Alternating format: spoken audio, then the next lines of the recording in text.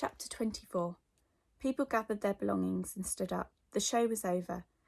The Bearkeeper fastened leads to his dogs' collars and led them towards the double doors at the back of the bear garden.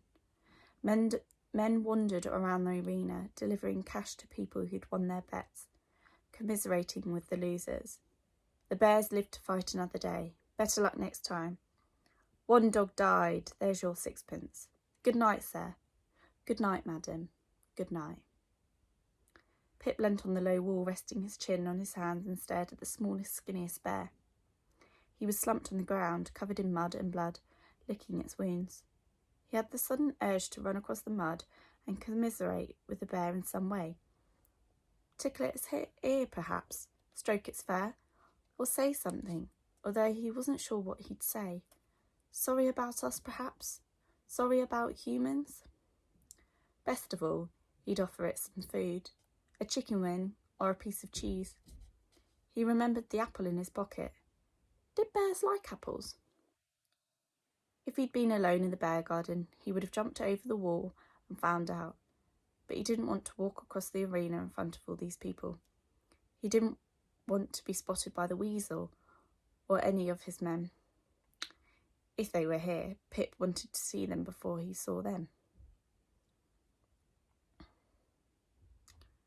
The raucous women were trying to persuade Robert Armin to go to the pub with them. I'd love to, said Robert, but I have to go home. Doesn't matter if you're married, said one of the women. So are we. I'm not married, said Robert. I'm not marrying type. So what's stopping you? Maybe next time. He gave the women one of his most charming smiles and then turned his back on them and reverted his attention to Pip. How are you doing, Pip? Fine, said Pip. Well, he didn't feel fine at all. Did you enjoy the show? No, it was horrible. Robert laughed. What was horrible about it? I've never seen anything so disgusting in my whole life. What's wrong with people? Why would anyone want to watch a bear being bitten by a dog? Don't they understand how much it must hurt? Oh, don't worry, said Robert. Bears aren't like us. What do you mean? They can't think, they can't speak. They don't even feel pain, the same way as us. How do you know? Everyone knows that. It's just fact. Pip stared at the bears. Robert Armin.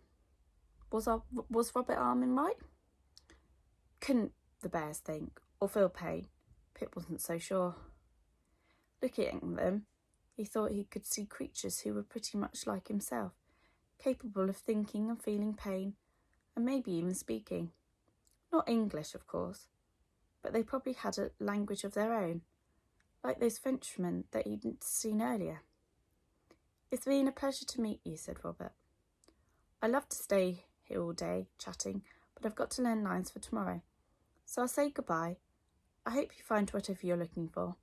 Thanks, muttered Pip. Goodbye then, said Robert. And good luck. He patted Pip on the shoulder, blew a kiss to the group of women, and hurried away. The bear garden emptied fast as the audience flooded towards the exit, chattering and laughing, pushing and jostling, trying to get out first. Pip watched them searching for the weasel, scar, tooth, and pig face, but he couldn't see any of them. And although he saw innumerable men who could have been George Stone, he had no way of knowing if any of them were actually him. The Bearkeeper returned to fetch his bears. He looped the ropes through the silver hoops in their nose, Bruno first, then the middle one, and finally the skinniest. Pip watched how he did it, wondering why the bears didn't resist. With a single slap of a heavy paws, they could have knocked him to the ground. Bruno shook his head from side to side. The middle bear padded backwards, trying to avoid the rope, but the smallest, skinniest bear didn't even protest. As the Bearkeeper slipped the rope through the hoop in its nose, it just stood there, head bowed, paws flat on the ground, waiting patiently as if offering itself up for sacrifice. When the Bearkeeper tugged the rope, the bear trotted meekly towards him.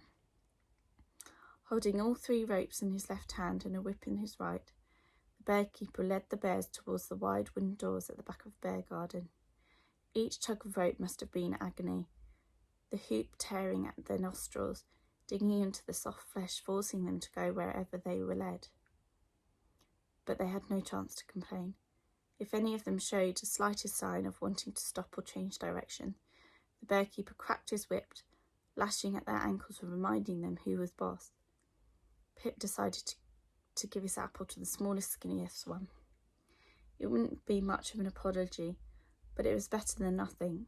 He looked around the bear garden once more. Most of the audience had gone now. Of those who remained, no one resembled the weasel or his gang. They weren't here. He could safely leave. He vaulted over the low wall, landed in the mud with a splash, and hurried after the bears.